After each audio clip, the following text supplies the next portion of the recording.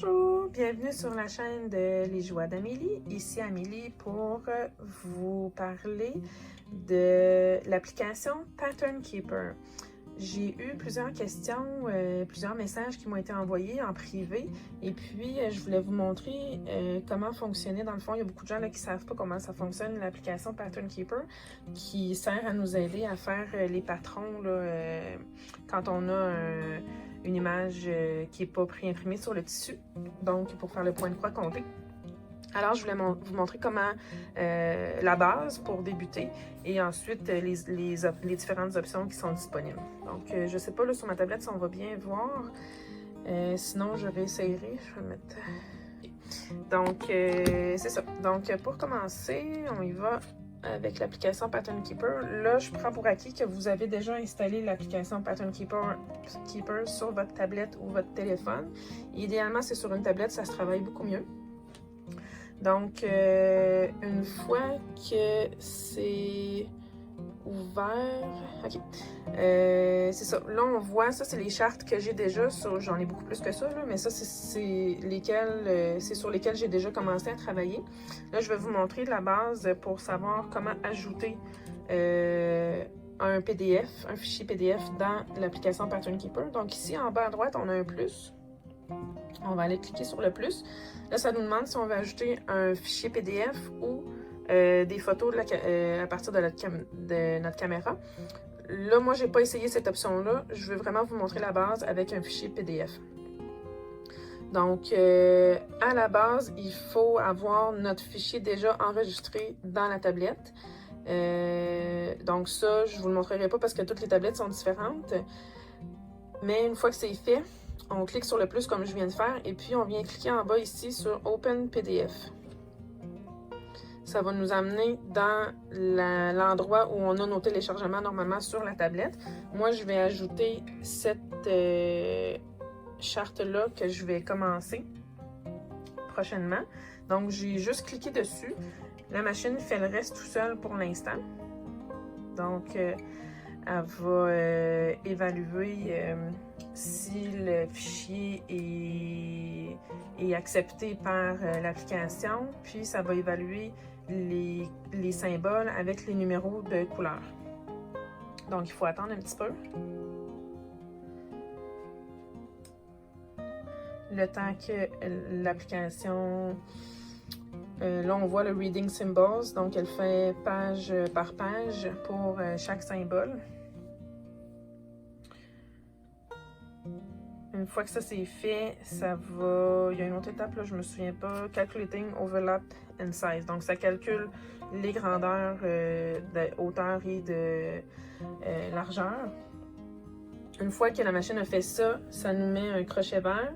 Ça dit « We successfully imported your chart. Please verify the import and check that the legend and mockup looks correct. » Donc, ça veut dire qu'ils ont importé notre charte, mais ils nous demandent de vérifier si l'importation s'est fait correctement et si la légende des symboles et si l'image semble correcte. Donc, on clique sur « Verify chart ». Donc ça va être l'image. Ça, c'est le mock-up de mon image. Ici, on le voit, là, on a un onglet mock-up. Si je clique sur PDF, je vais voir mon fichier PDF au complet. Donc, je reviens à mock-up. Ici, à gauche, on a tous les symboles avec tous les numéros de couleur en couleur DMC. Donc, moi, je fais un petit tour rapide. J'utilise pas mal juste des chartes de Heaven and Earth Design. Ça, c'est une charte de Artesy. Je sais qu'ils sont... que c'est une compagnie qui est acceptée là, par Pattern Keeper. Donc, c'est très rare qu'il y ait des problèmes. Si jamais il y a un problème, ici, ça va nous le dire si j'ai pas le numéro, s'il manque un symbole ou s'il n'y a pas le numéro de couleur DMC. Donc, je fais un tour rapide pour voir si j'ai tous les symboles. Donc, je suis à la fin de la liste. Si jamais il y avait un problème avec un symbole, puis qu'il n'y a pas de numéro de couleur DMC, il y aurait le symbole, mais il y aurait des lignes pour le numéro de DMC. À ce moment-là, on clique sur comme les petites mains, puis on peut venir modifier les numéros. Donc ici, là, c'est déjà marqué 3849. Donc j'ai cliqué dessus comme si je voulais le modifier. Là, je ne le ferai pas parce que ma charte est correcte, mais c'est le moyen pour le faire correctement. Une fois qu'on a vérifié ça vite, on vient cliquer en bas à droite sur la flèche et ça va nous amener notre charte déjà prête à être utilisée et à broder. Donc ça, c'était la base pour installer la charte dans l'application. Une fois que c'est fait, on veut commencer à broder. On a tous nos numéros ici avec la couleur et les symboles qui sont affichés. Le chiffre qui est entre parenthèses, c'est le nombre de points qu'il y a à faire pour chaque symbole. Si on clique sur un numéro, là, on a pu voir, je vais l'agrandir. Pour agrandir, on prend 2 doigts, puis on agrandit ou on rapetisse comme on veut. On peut se déplacer dedans comme on veut. Donc là, j'ai cliqué sur un chiffre. On a vu que ça avait fait apparaître des symboles en vert. Donc ici, le couleur 606, c'est ce symbole-là. Quand je clique dessus, ça fait... ça sélectionne tous ces symboles-là, ça les met en couleur. Si je veux rechercher un symbole spécifique pour savoir c'est quelle couleur, je clique sur la loupe en haut. Et puis, je vais aller cliquer, mettons, sur le carré. Ça me dit ici, ça me le met en vert, c'est la couleur 939. Si je pèse sur le 2, exemple, c'est la couleur 310. Donc, pour déplacer, excusez, j'ai oublié justement de le faire. Donc, pour se déplacer, il faut retourner sur comme les 4 flèches ensemble. Donc là, à ce moment-là, on peut déplacer notre charte comme on veut. Moi, je pèse sur la flèche toujours ici à côté. J'ai pas besoin d'avoir toute la liste des numéros à chaque fois. Quand je sélectionne un symbole, on voit ici, en haut à droite, notre symbole il est affiché avec le numéro de couleur. Donc, quand je suis prête à broder, pour ce symbole-là, je vais juste sélectionner le symbole, puis automatiquement, j'ai mon numéro de couleur qui est affiché. Donc, j'ai pas besoin d'avoir la liste au complet. Si vous voulez la revoir, vous repèsez sur la flèche et elle affiche tout simplement. Donc, ça, c'est vraiment la base de base. Une fois qu'on a brodé des points, on clique sur comme... c'est comme un marqueur, le symbole. Là. Je vais peut-être l'approcher, vous allez mieux voir. Donc, dans le haut, c'est comme un marqueur. Une fois que mes points sont faits, je vais juste aller sélectionner la ligne que j'ai faite ou les lignes. Là, vous voyez, ils sont comme entourés en mauve. Je viens cliquer sur le crochet dans le bas. Et puis ça, c'est les symboles qui sont faits. Ici, à gauche, on voit, ça me dit... Je vais vous le mettre dans le bon sens. J'ai 7 points d'effet aujourd'hui. J'en ai 7 sur 59 400 dans cette charte-là. J'ai 0,01% de fait. Donc, moi, je vais les effacer parce que là, c'est pas vrai qu'ils sont faits. Si je veux les effacer, je laisse ma sélection sur le marqueur dans le haut et je viens resélectionner les points que je veux effacer. Et je fais je clique sur la grenouille. En anglais, on appelle ça frog quand on enlève des points.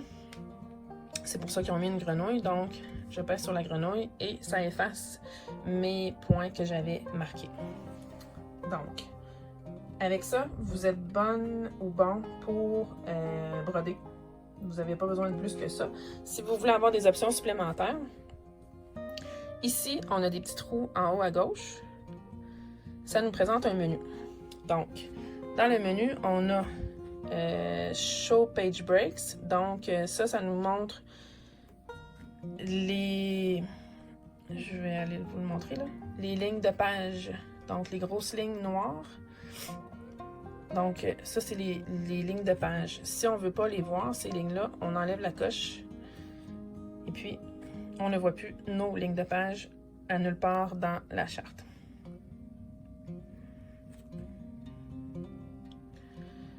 Use Translucent Highlights. Ça veut dire qu'une fois que nos si c'est coché, une fois que nos points sont faits, sont marqués comme faits, si on veut quand même voir le symbole à travers la couleur, on clique sur Use Translucent Highlights et puis une fois qu'ils sont faits, on voit le symbole qui reste, on le voit encore autrement dit, là. On voit c'était quel symbole qui était là. Moi, je ne me sers pas de cette option-là, j'en ai pas vraiment besoin, mais il y en a qui aiment ça voir les symboles qui ont déjà été faits.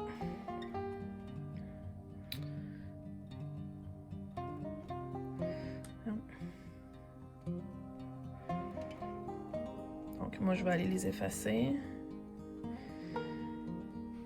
Ensuite, prochaine option, c'est que ici, Search Color, on peut venir choisir la couleur qu'on veut. Si on n'aime pas le vert, on vient choisir la couleur qu'on veut qui soit affichée quand on clique sur un symbole pour rechercher ce symbole-là partout dans la charte.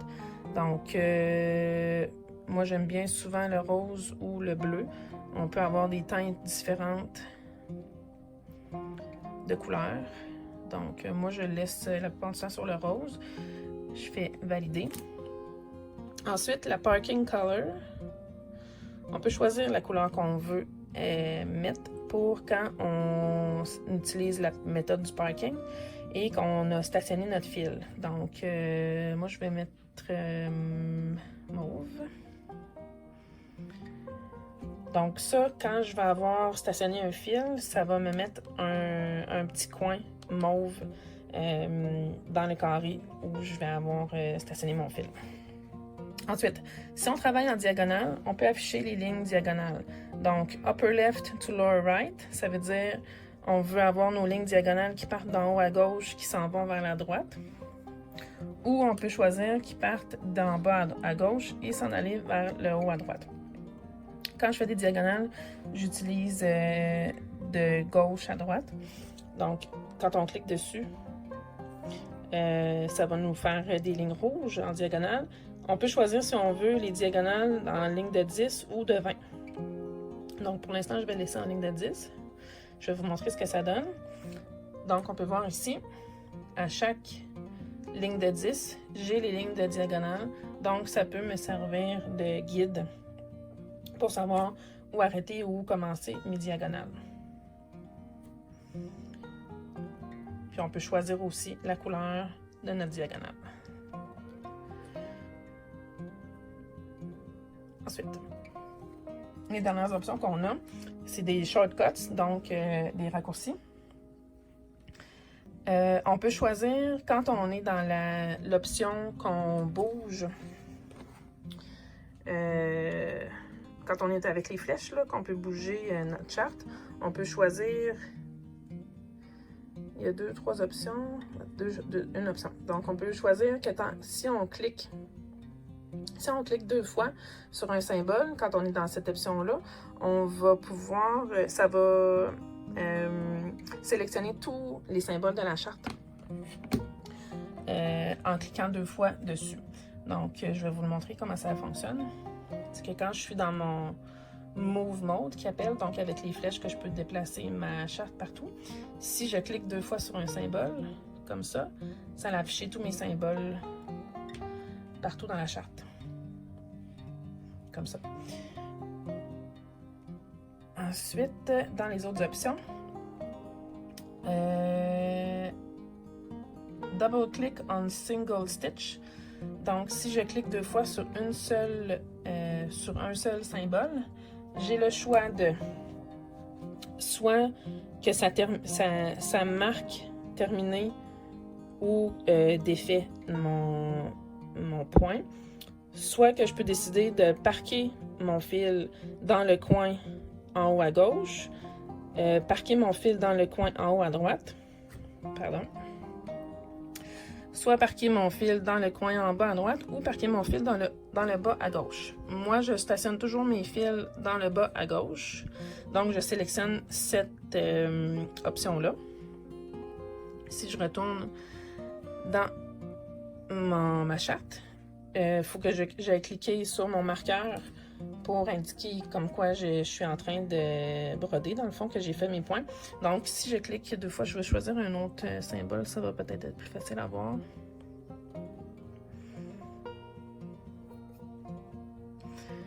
Donc, admettons que j'ai fait ces symboles-là ici. J'ai fait les symboles sur la première ligne, puis là, je veux stationner mon fil ici, où le... Je vais m'approcher peut-être, ça va aller mieux. Donc, je vais aller cliquer 2 fois dessus. Et vous voyez, j'ai un triangle mauve qui est apparu en bas à gauche. Donc, c'est pour dire que ce point-là, ce fil-là, je l'ai stationné en bas à gauche, dans le trou en bas à gauche. Ensuite, la dernière option, si j'ai une sélection, si j'ai sélectionné plusieurs points, je peux aller choisir que si je clique 2 fois dessus, je vais aller marquer comme fini ou défait mes points.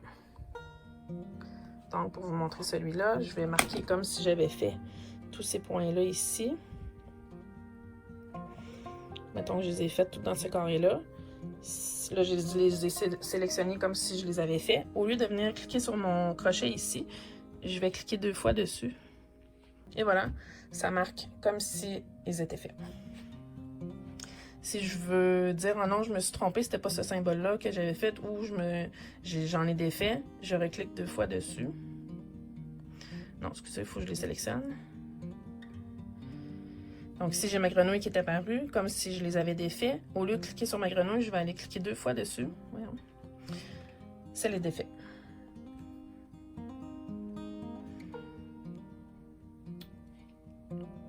Alors, en gros, c'est ça.